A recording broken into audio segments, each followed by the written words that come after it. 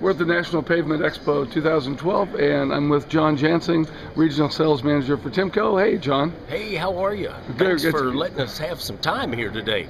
First, we're going to talk about our single engine unit, which is relatively new for us anyway. Maybe not the industry, but for us. We've got, called our H drive, and maybe we'll walk over here just shortly. You can see where we have our H drive there. That stands for, of course, hydraulic drive, if you will. And I'm just going to walk over here real quick and kind of show you. We use what we call our Blue Logic. Kind of hard to see. Oh, there we go.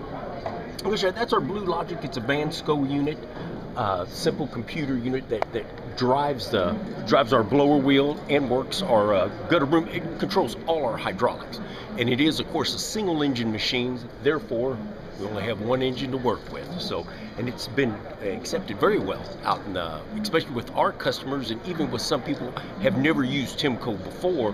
We're going to, simply because we have a single engine machine. So that has been a big hit for us.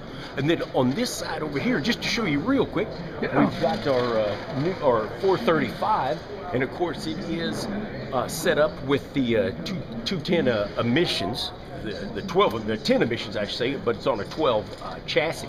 So that is a whole lot of work there. That is a lot of engineering done on our time spent on chassis, not sweepers. So we spent a lot of time working on engineering, working with truck manufacturers in order to get our pickup head underneath the truck chassis. Now it's much more difficult back then when it used to be, when you could move exhaust systems around. Now that we can't, we can barely even touch them. We had to get a vertical stack, as you can see right there, for this Isuzu. So, and this is a challenge for all sweeper manufacturers, as it sure has you been. know. Yeah. So we've done that. We've still got our same for our parking lot, whether it be a single engine or a dual engine. We still have our dual chamber pickup head, which actually blasts air down on the ground, not just suck it up. It's physically blasting air on the ground. So, and the 435 is a very versatile machine.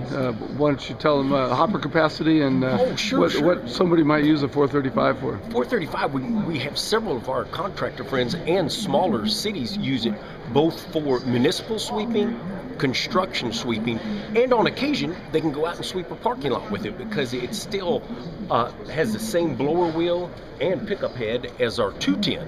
So therefore, when they need to, they can do a little parking lot sweeping. When they're out trying to do maybe a little more construction or municipal sweeping, we've got a 4 cubic yard hopper, and the dump is approximately 6.5 feet or so, 7 feet I should say.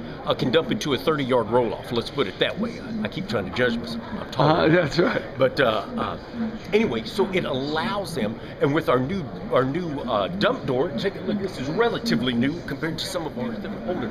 It allows you to dump that full hopper completely into a 30-yard, as tall as a 30-yard roll-off. So it helps out. The screen is easier to clean. You can see in there, you might be able to see with your camera, we got a stainless steel hopper on this one. This is sold to a customer here in Tennessee. So it allows you to do that. So it's does a CDL required for these machines? No CDL. That's on a 179 GVW chassis is what we mount on the 435 with. So it makes it easy for everybody to get in and out and operate, and of course no CDL, no air brakes on this. So it helps out. And so what we don't have here that's been very popular for us is our 500X, our high dump, which is not new, but for TYMCO it's relatively new, and that has taken off for us. It allows us to dump into dump trucks as high as 11 feet. And it's a 4 cubic yard usable hopper as well. So we're working there at TYMCO. We're also doing quite a bit more with CNG, compressed natural gas, is getting more popular, not just in Southern California.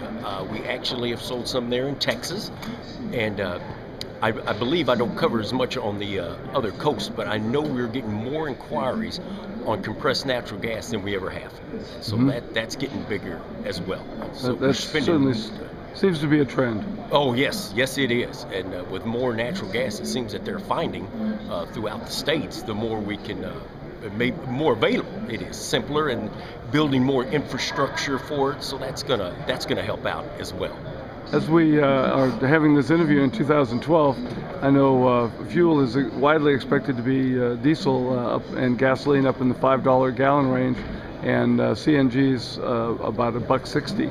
So that's quite a difference right now, and there are some fuel credits available or credits of some type available for CNG as well. So. Right, and plus the biggest thing that we notice is more the environmental friendly of it. Now that the cost, because it seems it's more expensive to build the CNG because there's not as many parts, there's not the infrastructure there, but as it grows and the price of CNG is, like you say, is much less expensive, it's going to become more popular. There's going to be more filling stations, more manufacturers doing it, so naturally the price will come down as far as manufacturing and as well as filling. Well, thanks very much for this overview of the TYMCO booth here at 2012. I suppose, other than coming here to the show, there's probably some other way somebody could get hold of you and or TYMCO. Oh, you bet. At TYMCO.com for sure. You can go there and see us. We've got all updated, brand new, everything on the website we have done. It is just incredible. Of course, we have our 800 number still. For those who want to use it, it's 800-258-9626. Well, there's still a few people out there who want to be old-fashioned and give you a phone call. So there we go. Good to have that there. Thank you very much, John. Yes, sir. Thank you.